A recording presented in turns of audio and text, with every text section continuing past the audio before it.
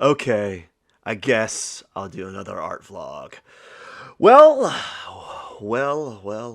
welcome, friends. Well, welcome to another art vlog. This is hour 26. Um, yeah, what are we gonna do? What are we gonna talk about? What do I talk about during these vlogs? Just, I guess I could talk about what I'm doing or what I'm about to do because this has already been done. This is the past. This is what I did. This is not what I'm about to do or what I'm doing or what I shall do. This is something I've already done. It's already happened. It's gone. It's been finished. So hour 26, I did this study out of state. It was the holidays, and I went out of state, and I was like, you know what? I gotta keep this this drawing train going. I got to keep it going. One second. Oh my gosh! I knew it. I knew it.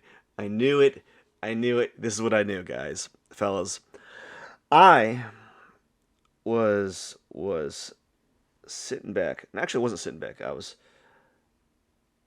pondering what I needed available to me as I was gonna do this the audio for this video. And earlier on, I thought, oh my gosh, I probably need water. And well, I don't have any water. There's no water near me, and so like my mouth is like dry. It's like cotton mouth. So if I start coughing just involuntarily, just coughing, it's because, well, just too lazy to get water, I guess. And I'm not going to edit this out because this is this one shot. Just do this all the way through. Like we're gonna do it live. That's what we're gonna do. Anyhow, it was hour 26. I was out of state, and I told myself, well, I got to keep this drawing train going. I have to keep it going. And so what I did is I brought my sketchbook, I brought some markers, I brought like this camera rig, aka the rig that holds my phone essentially. And so we get to our destination, visiting family for the holidays, and just imagine just like how weird it is to say, "Hey guys, I gotta go for about an hour. Don't bother me.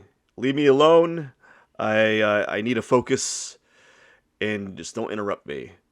I didn't say that, but I said I was gonna be busy for about an hour, and if you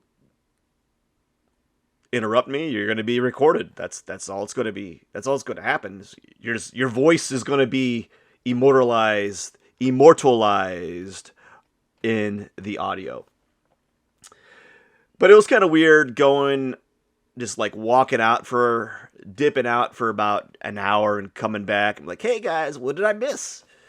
It's also weird because when you visit, family, you're in the holidays, you don't see them that often, so you want to capitalize on the time that you have with them.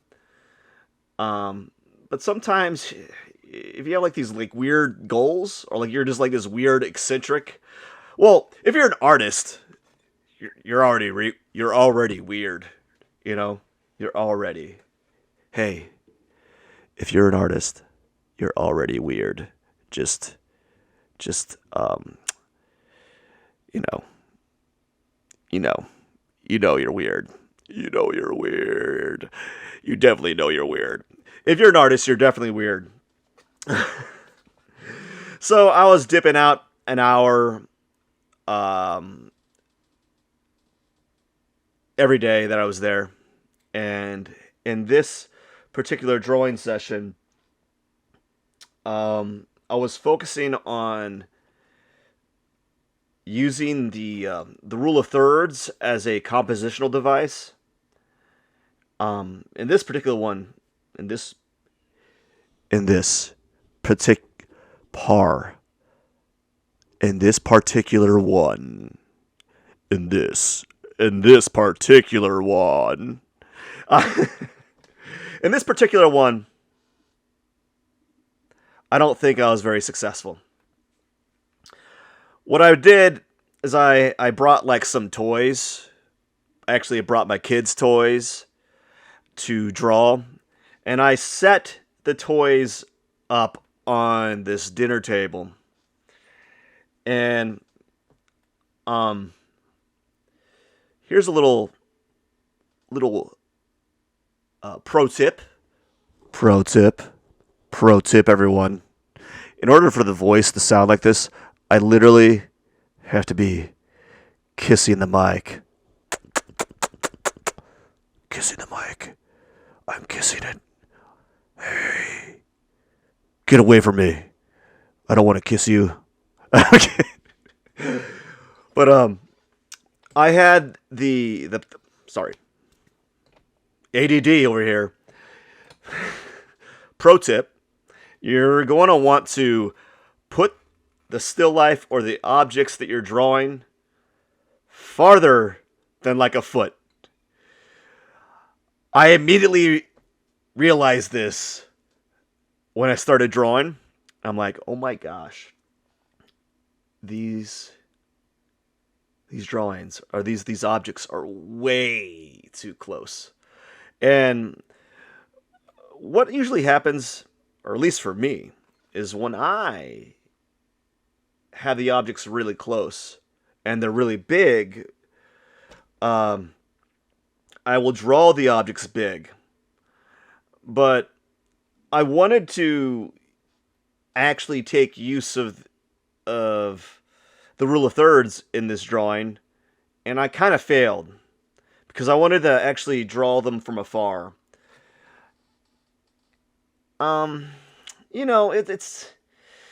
It's kind of like a catch-22 because I kind of draw like large in general. Like I have a hard time drawing really small. I just don't feel comfortable doing it very tiny. I like to use my elbow more, and you just can't use your elbow and your shoulder in your sketchbook without making large sweeping motions. But in this one, I think I did an okay job, but I did increase the scale. So I wrote in the sketchbook later on, still life was too close, so next time, put the objects a little farther away. Because the objects are too close, I'm not able to like properly measure them using like some measuring devices or measuring exercises. Some using measurement tools or techniques. It's not like I have a tool to measure things. The tool would be like the pencil or the top of my hand, but I don't have like the special tool. It's just a pencil. So when I say measuring techniques, measuring tools, they're all synonymous. They're all the same. So I wrote later on that it was kind of hard to measure. And I also wrote that I used the wrong pen for the job. And I proceeded to use the wrong pen for the job for every preceding drawing that I did while I was away. Because I didn't have any other pens. That's all I had. I had like 2 pens. I had 2 pens and some markers. Some markers. Some 2 cheap ballpoint pens. That's all I had. And I noticed that when I was drawing with the markers, that the markers were bleeding some of the pen onto the drawing, or onto the previous, or like onto the layer of color that I was applying with the markers. So that was something I wrote about that. I wrote, don't use those pens. Probably got to use like, you got to use like comic art pens, microns, pens that are archival or like permanent. Definitely not, your office pens. Although office pens are great to draw with, but like if they're still drying, you don't want to be using those markers. So that's what I noticed when I was using those pens. And also, I wrote down that I was a little stiff at the beginning. And this is something I've been doing lately. Is I've been doing a lot of warm ups in my. Uh,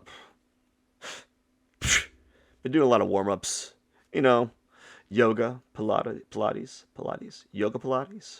stretching the hammies, stretching the the gastrocnemius, the calves, stretching those calf muscles, making sure those calf muscles are loosey gooseys before I start drawing.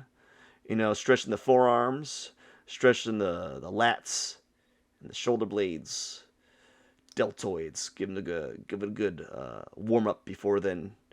Um, no, lately what I've been doing is I've been just doing some drawing warm-ups, and that would include something along the lines of like cylinders, squares, cubes, ellipses, drawing simple lines, just something to kind of get me used to drawing shapes and kind of getting. I like to think of it as like you're getting out bad lines before you do the good lines. So I'm just getting out all the bad rust, getting out all the bad marks that I have inside me. And then that way, when I start drawing, it's nothing but visual perfection. It's nothing. It's nothing. Hey, brother! It's nothing but visual perfection. Visual perfection. It's nothing but visual protection. Visual protection. Visual protection. Oh my gosh. Oh my gosh. I'm trying to say visual perfection. That's what it is. It's nothing but perfect. Perfect. That's what it is. Yeah. So drawing Pokemon. This one's what is it? Blastoise. I was drawing Blastoise, if you haven't gathered by now. And I actually had Blastoise sitting on the lap of like a Minecraft toy. And I never got to the Minecraft toy in this drawing. I only did a little bit, like some colors in the background. And just never got to it. Ran out of time. And that's what happened. But another thing you might notice, you might, oh my gosh, the ADD. It's got to be ADD. I got to be like undiagnosed ADD. That's probably the reason why I do so well at doing like small things, like small little projects, like fold this laundry, stack these papers, do the dishes, something that takes not a significant amount of time, right?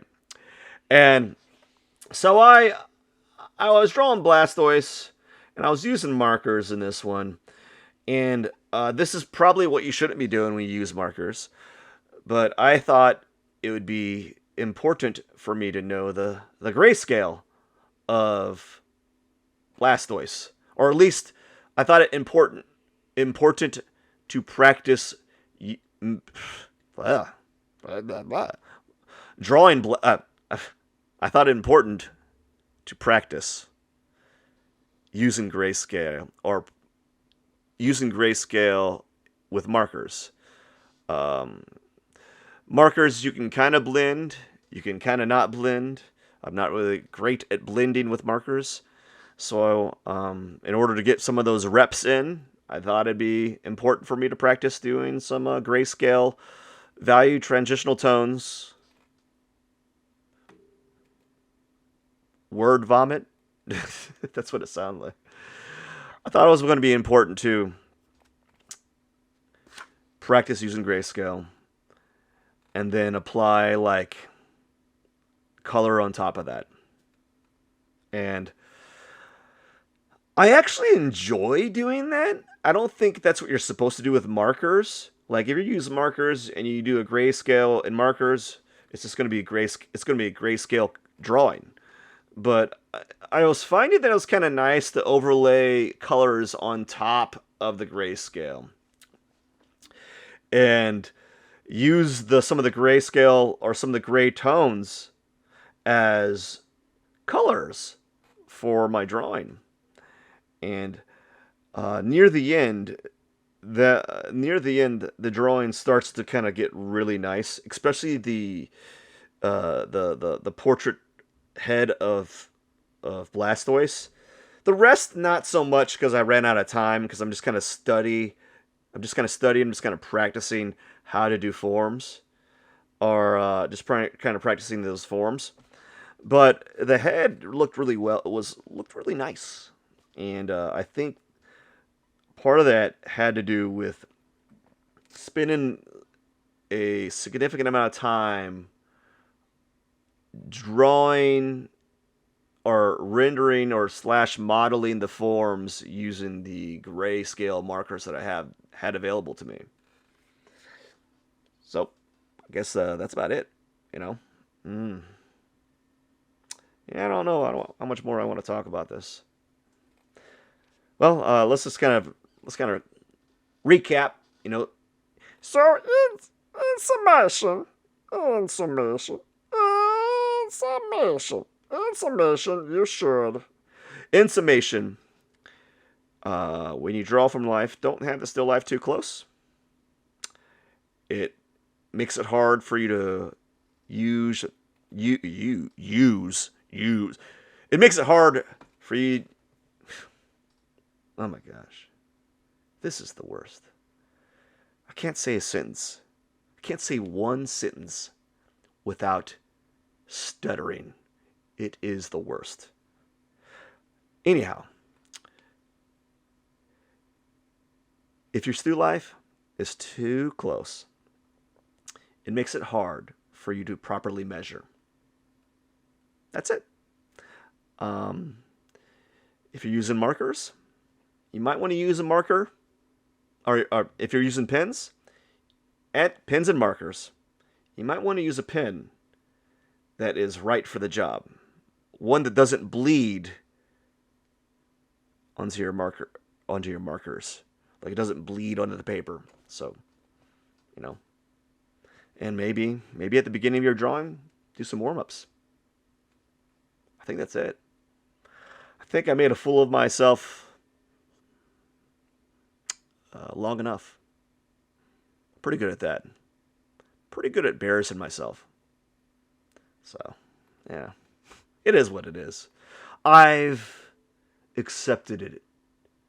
I've accepted it.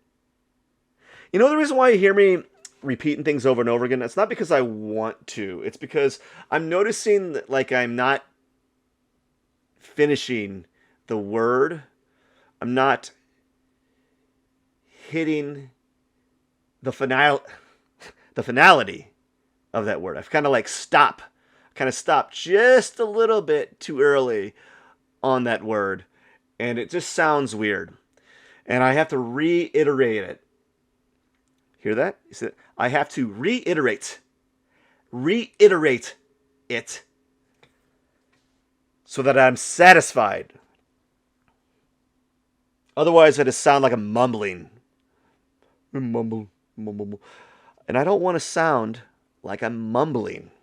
I'm learning a lot from these videos. I'm learning. I'm learning a lot. Oh my gosh. Okay. Anyways, we're going to close on 20 minutes. I just want to say thank you so much for watching. I'll be back. Don't forget to comment, like, subscribe, all that stuff that people ask. You know. Anyways, I'm outie. How do you stop this thing? You gotta click a button somewhere. I think I got it right here.